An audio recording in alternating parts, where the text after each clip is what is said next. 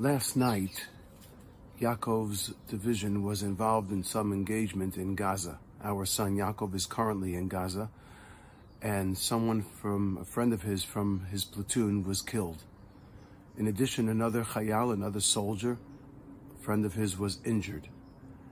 Obviously, Gabby and I, my wife and I, were terribly distraught and worried consistently. A large part of our night was spent crying and with concern.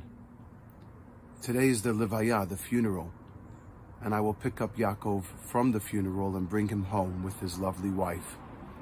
What do you say to someone? What is a source of consolation? It's so challenging, so difficult. And this is a question, unfortunately, that I have had to deal with now for a number of years. And I struggle to find an answer. One of the responses, which sounds strange but important for us to incorporate in our lives and in the world of mental health and our health in general, is found in this week's Torah portion. The Torah portion of Parshat talks about Bnei Yisrael, the Jewish people, coming and conquering the land of Israel and then establishing the Mishkan in Shiloh, the tabernacle in Shiloh, by which they would praise, daven, pray, and worship and offer sacrifices to Hashem, in a state of euphoria, simcha, happiness. But what's fascinating is that the last and final pasuk, the final phrase that establishes that happiness and what will happen, it says as follows: Va'achaltem sham lifnei Hashem Elokechem. You, plural, as an entire people, will eat in front of God from the sacrifices that you partake. Usmachtem bechol mishlach yedechem, all plural. All of you will be happy, all of you, happiness from what you have given and offered. Atem, all of you, ubatechem, all of your houses. Asher beirachecha Hashem Elokecha, that you have been blessed by God. But when the word you, beirachecha, is used, it's used in the singular form. And the question is why the entire context of the entire verse is in plural form. And when it comes to berachacha, the bracha that you will derive, the blessing that you will be privy to, that's used in singular form. Rav Shamshon Raphael Hirsch explains a tremendous insight. And he says as follows: Lo nitan lehagia eleha. One cannot arrive at a bracha, at a promise of a blessing, al yedei enuchiyut, through selfishness. Elarak biyachad im hatzibur. A personal blessing is only derived when a person feels a part of a tzibur, a part of a community, when they do not separate themselves from the rest of the klal, from the rest of the nation. A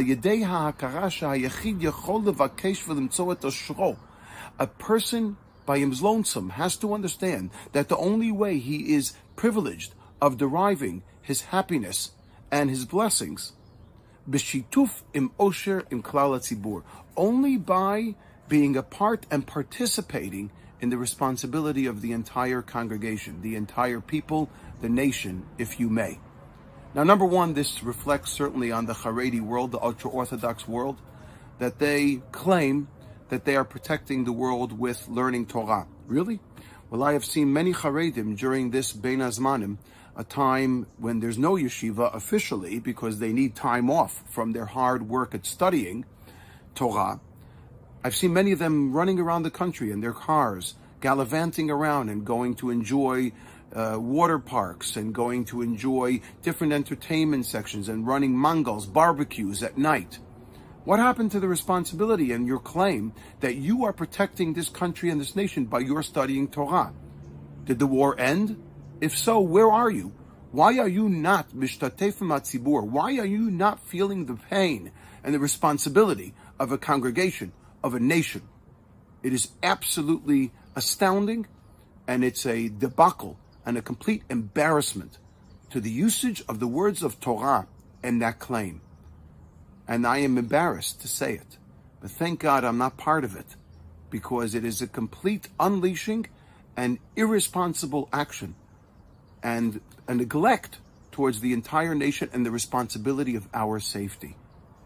Whereas what I could say to my son is that the only source of solace is really the fact that you are part not only of an individual effort, but you're part of a national effort. You're part of the larger congregation. You are protecting a nation. You are responsible and ultimately will lead us into our future, to perpetuate our future of our entire nation. That is the only solace, and that is what the Torah is telling us.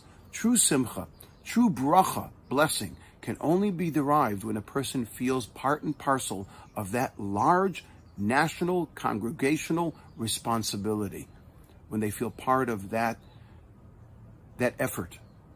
And I want to say this is the same thing that I emphasize consistently.